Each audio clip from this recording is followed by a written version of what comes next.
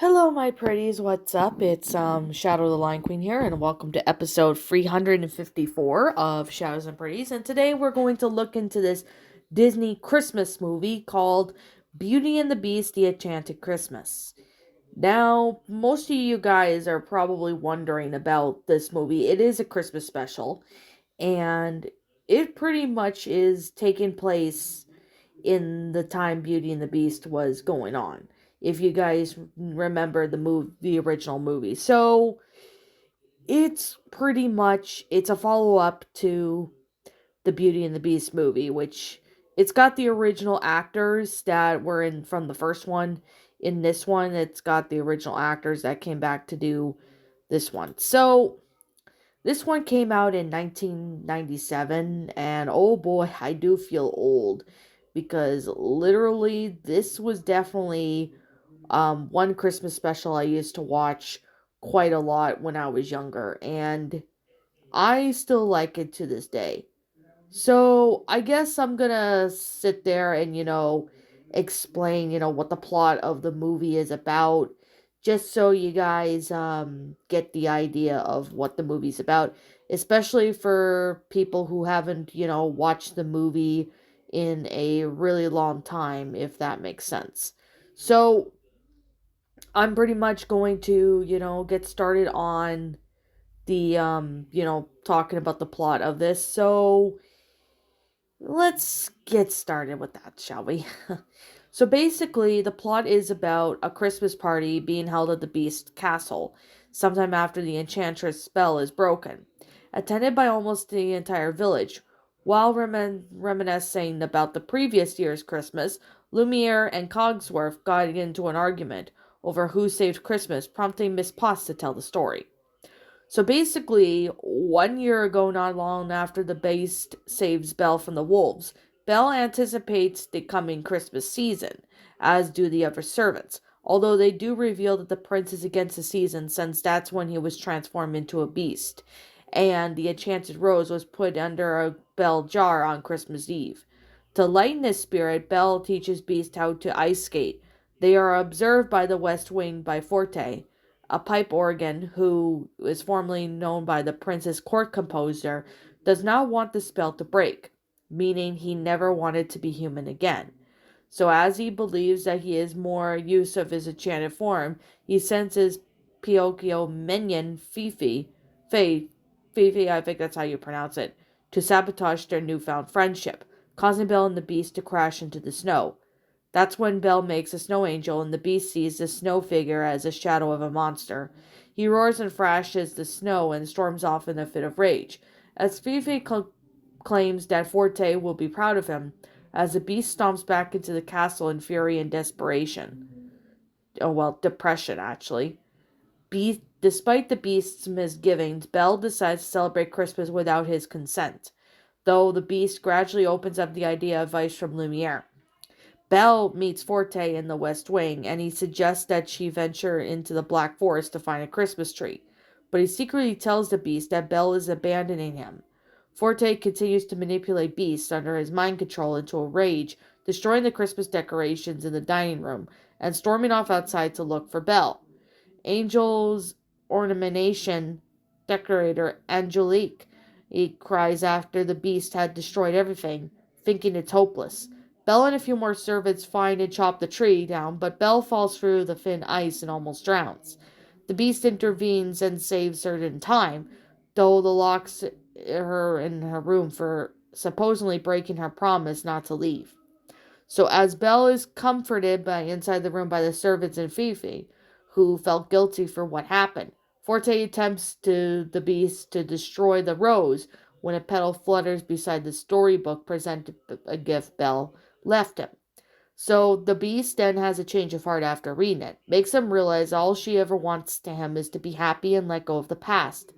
Then, then he frees Belle, giving his consent to celebrate Christmas. Powerless to prevent the inevitable, thinking that when human again, he would once fade more into the background, Forte, in the last attempts to use his powers to break down the castle, thinking that they can't fall in love if they're dead. Fifi confronts Forte and is later revealed that the soul of Forte promised him was all along blank, even going as far as to telling him that he's the only second fiddle and that's all he'll ever be. Beast then storms up to confront Forte, but is unreasonable to obey him. Belle and the others in the West Ring, where Lumiere, Cogsworth, and Angelique try to save the Rose, while Belle joins the Beast in comforting Forte. Fifi points to the Beast's Forte's keyboard, where he chambers up and pulls it away, removing Forte's magic abilities. The Beast violently smashes Forte's keyboard, and Forte then tries to pull away from the wall, causing him to come crashing down to the floor, killing him. Soon after, the castle gets repaired and Fifi receives a royal pardon as everyone forgives him and Christmas is celebrated. So, back in the present, Miss Potts concludes that it was Belle who saved Christmas, and Belle and the prince enter the court to greet their guests, presenting Chip with the storybook as a present. As Fifi, the new court composer, leads the orchestra, the prince and Belle share a moment on the balcony where he gives her a rose as a gift, and that's how the movie ends. I have to really say this was actually a really good movie. I personally really enjoyed it a whole lot. I thought it was really neat and well done. So, in the wake of success, when The Return of Jafar came out, Walt Disney Company opened the Walt Disney Animation Canada Studios in January of 1996 to produce direct-to-video and potential theatrical films, as well as utilize the talent pool of Canadian animators. So basically, the fair project was Beauty and the Beast, The Enchanted Christmas. That was their first project, which went into pre-production later in that spring. So, intentionally, the film was going to be a direct sequel to the original film, with the main villains slated to be Avent.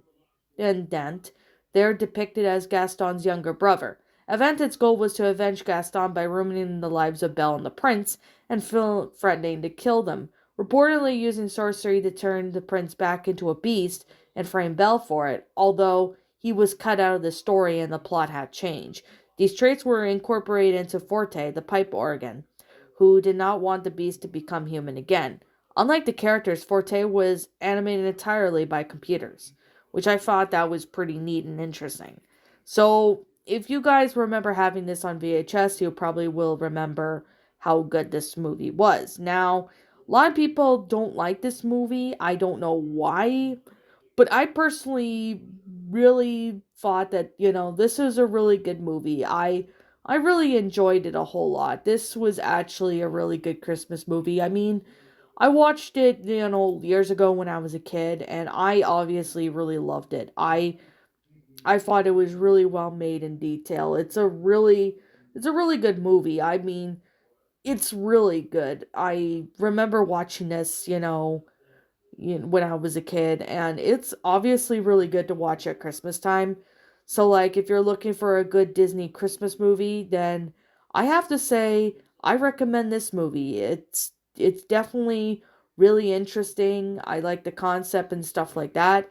The animation was flat out amazing, which, I mean, it's pretty good for a 90s movie, and I like the villain Forte. I thought he was a really interesting villain. At least to me, that is. But anyway, I personally really enjoyed this movie, and if you guys want to find a really good Christmas movie, I highly recommend you go check this Christmas movie out. It is really awesome. You will not be disappointed once you've seen it. You will not be disappointed.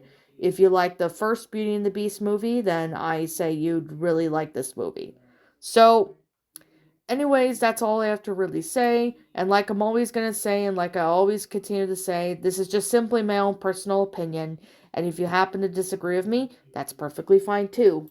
We're all entitled to our own opinions regards to these movies. This is just simply my own personal thoughts. This is actually going to make me want to go watch this movie again, even though I haven't seen this movie in years. I definitely have to say it's one of my childhood favorite movies to Beauty and the Beast. So anyways, with that being said, and that being the case, I'm going to sit here and say right now, what did you guys personally think of this Christmas special? Did you enjoy it? Did you not?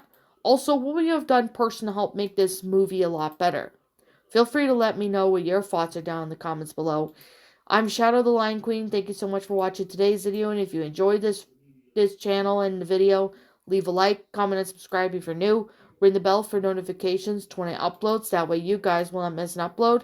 As always, if you want to join my membership on this channel, you are more than welcome to join my membership on this channel. Well, you don't have to. It's literally a choice. It's up to you if you want to.